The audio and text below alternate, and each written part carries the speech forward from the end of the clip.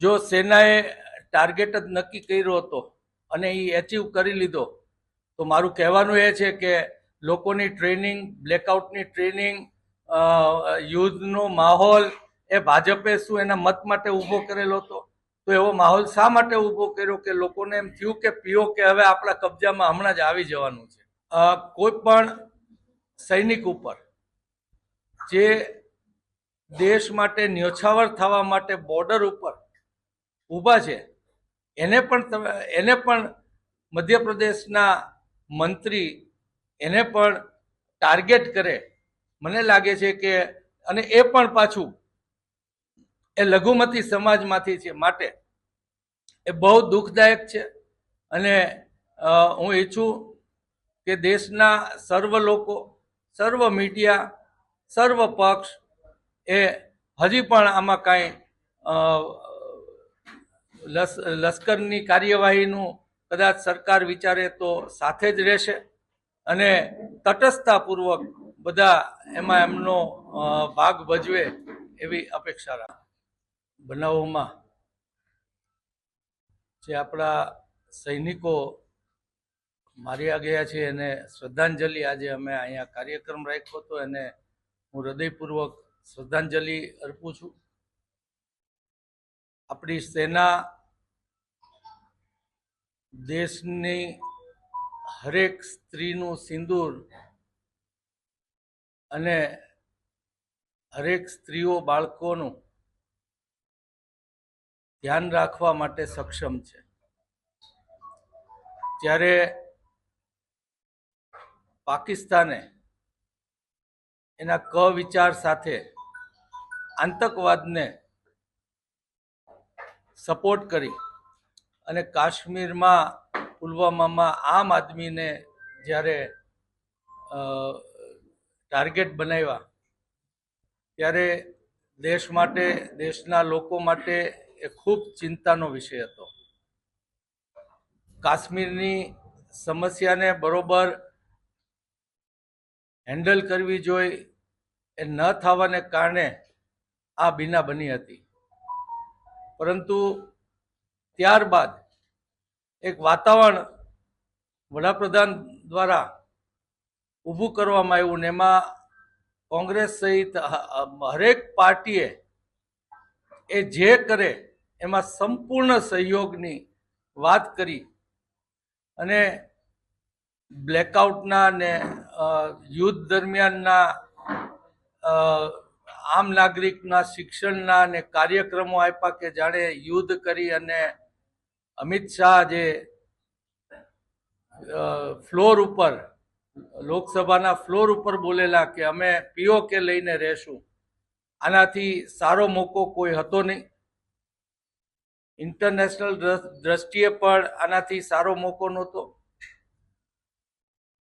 અને આપણું લશ્કર તો રાત 2-5 રાતમાં ન કેવલ પીઓકે પણ આખું પાકિસ્તાન કબજે કરી લઈ શકે એવી એક્સ આર્મી મેનોની વાતો પણ બધાએ સાંભળી છે.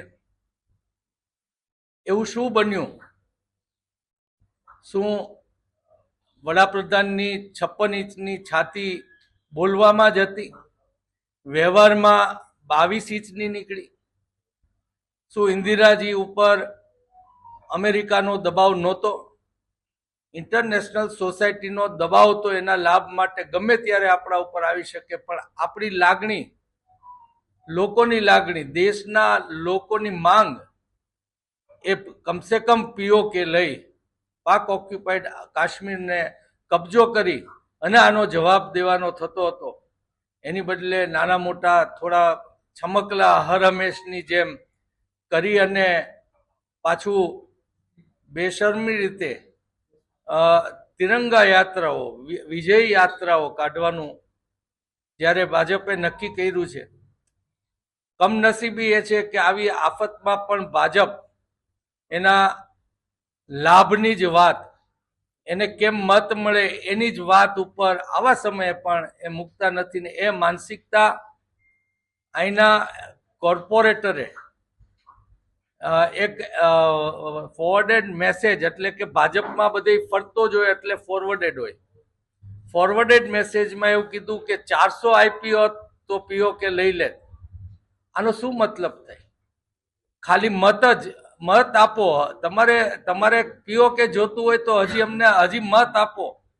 આ દેશમાં લોકશાહીમાં મતના સોદાનું નીચલી સ્તરે તો અમલીકરણ ભાજપે કર્યું છે, પણ હવે દેશની સુરક્ષા, જવાનોની બહાદુરતા, કિસાનોની મહેનત, જય જવાન ને જય કિસાનનો નારો એ જાણે આ લુપ્ત થઈ રહ્યો હોય એ રીતનો આ ભાજપના વ્યવહારને અને એમાંથી આવેલા વડાપ્રધાન, અંગત રીતે પણ હું એવું માનું છું કે નિડરતા અંદરથી હોવી ખૂબ જરૂરી હોય છે. શું એ જ ખામી વડાપ્રધાનમાં નથી ને? આ પ્રશ્ન એમને કરવાનું લોકો વતી મન થાય છે. ત્યારે હું ઈચ્છું કે લોકો સાથે ભાજપ સોદાઓનું રાજકારણ બંધ કરે.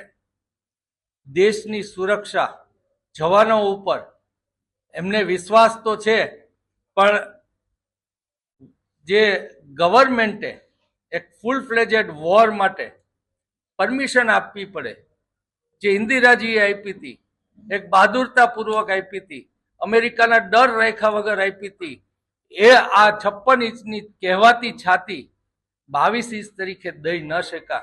એનો ખૂબ દેશના લોકોમાં રોષ પણ છે અને એનાથી દુઃખી પણ છે. અને આ સિંદૂર નામ આપી અને એમાં પણ પાછું મતનું રાજકારણ. આ રાષ્ટ્ર એ સૌનું છે અને સિંદૂર સૌના માટે અગત્યનું છે, એના વર સૌના માટે અગત્યનો છે. ત્યારે આ આખી પ્રક્રિયામાં જે સૈનિકો આહુતિ આપી છે, જેણે દેશ માટે